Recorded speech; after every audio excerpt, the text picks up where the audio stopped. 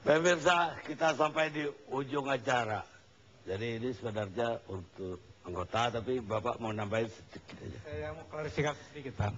Saya ingin menggarisbawahi apa yang dikatakan oleh Pak Rifan. Saya mohon jangan kami yang muda-muda ini melihat beliau sebagai seorang tua. Mohon saya harap sopan santun dalam pembicaraan. Karena apa? Ini ditonton oleh semuanya, Pak. Saya sebagai seorang Demokrat juga rasa tersinggung dibilang Demokrat garong. Siapa itu? Itu partai, Pak. Kalaupun ada yang terlibat dalam hukum itu perorangan. Jadi tolong kita belajar sopan santun dalam berbicara. Itu satu. Kemudian jangan sampai kalimat atau masalah-masalah atau keadaan seperti ini mendrive kita untuk mengambil keputusan seolah-olah seorang itu bersalah.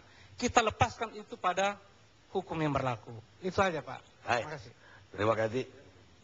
Gabriel. Saya sedikit memberikan pandangan begini. Kalau tidak salah dalam hasil investigasi dari BPK, Menpora itu dikatakan melanggar PP nomor 1660 tahun 2008. PP itu tentang sistem pengendalian intern pemerintah,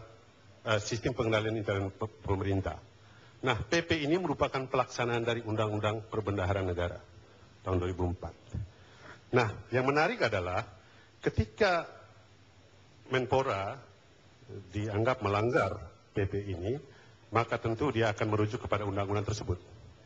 Nah, apakah pelanggaran tersebut merupakan satu tindak pidana korupsi? Itu kan pertanyaan kemudian. Nah, untuk itu kita melihat ketentuan pasal 14 Undang-Undang Nomor 31 tahun 99 tentang pemberantasan tindak pidana korupsi. Di situ ada pasal yang secara khusus ditetapkan dulu. Bunyinya begini, setiap orang yang melanggar ketentuan undang-undang yang secara tegas menyatakan bahwa pelanggaran terhadap undang-undang tersebut sebagai tindak pidana korupsi berlaku ketentuan yang diatur dalam Undang-Undang Nomor 31 tahun 99 itu. Nah, kita lihat sekarang, Undang-Undang Tentang Perbendaharaan Negara itu secara tegas nggak menyatakan bahwa pelanggaran terhadap undang-undang itu merupakan tindak pidana korupsi. Tidak. Di situ kalau ada kerugian negara, diganti. Sehingga jika Menpora dikatakan melanggar ini PP, berarti melanggar undang-undang, itu tidak masuk dalam domain Undang-Undang Nomor 31 tahun 99 berdasarkan pasal 14. Ini merupakan sistem hukum yang benar-benar harus, pasal ini memang saya dengar dulu memang sangat diperjuangkan. Karena ini menyangkut supaya tindakan administrasi negara itu tidak dipidana.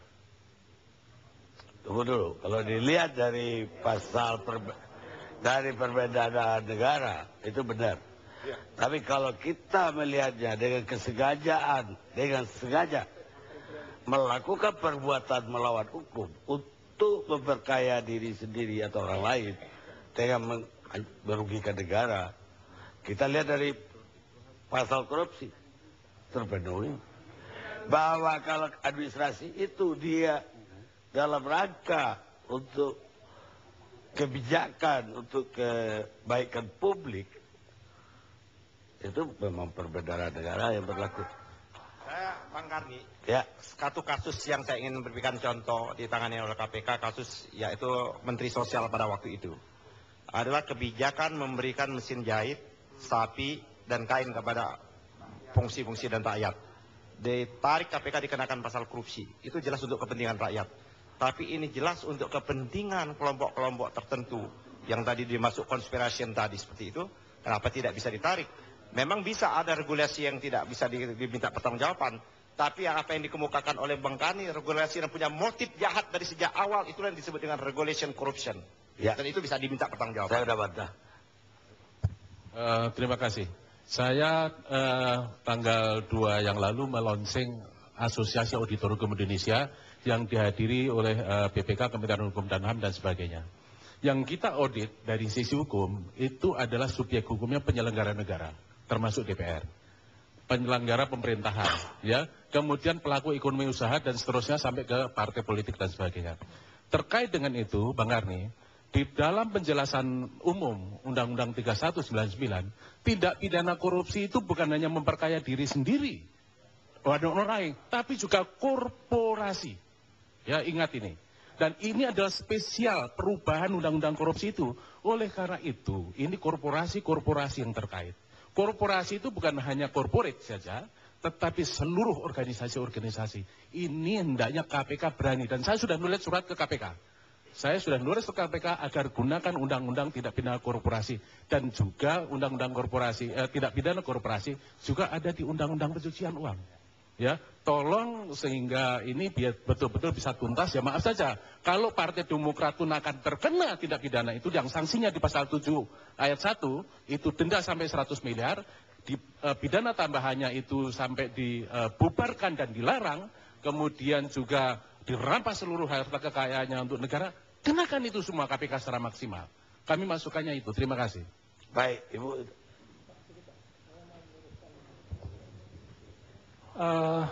Saya sedikit ingin meneruskan Bapak tadi bahwa memang di dalam undang-undang perbendaharaan ada aturan bahwa kerugian negara itu bisa dipulihkan. Tetapi itu tidak menghilangkan unsur pidananya, Pak.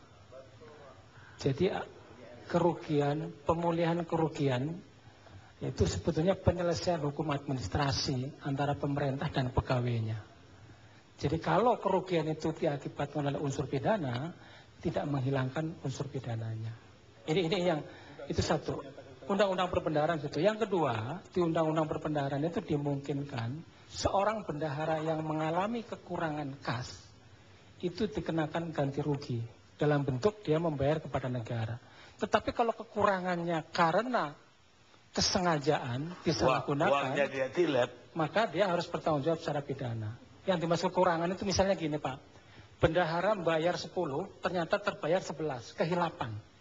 Itu bisa diganti secara perdata. Tapi kalau dia, ada seorang bendahara yang mengkorupsi uang sampai puluhan miliar karena mau nyalon bupati, ini bukan kekurangan perbendaharaan, tetapi dia betul-betul sudah dibuat sedemikian rupa, secara terstruktur, dan oleh karenanya ini tidak bisa diselesaikan dengan cara hukum perbendaharaan, yaitu mengembalikan kepada negara, tetapi dia juga harus bertanggung jawab kepada secara pidana. Jadi dua kena, harus mengembalikan, memulihkan kerugian negara, dan dia harus bertanggung jawab atas perbuatan pidananya. Baik, saya kira ini Ibu. sedikit. Kalau dilihat dari temanya, siapa yang bertanggung jawab? Kalau memang kita lihat selama ini, Wapid yang selalu tampil, dia yang bertanggung jawab. Itu di dalam persidangan sering juga begitu. Tetapi kalau kita lihat ini, dalam peraturan tentang PP, siapa pengguna anggaran? Dia tidak bisa melepaskan tanggung jawabnya pada kuasa pemegang anggaran, pengguna anggaran. Itu tanggung jawab terhadap penyalahgunaan atau pengkerugian tetap dibebankan kepada pengguna anggaran.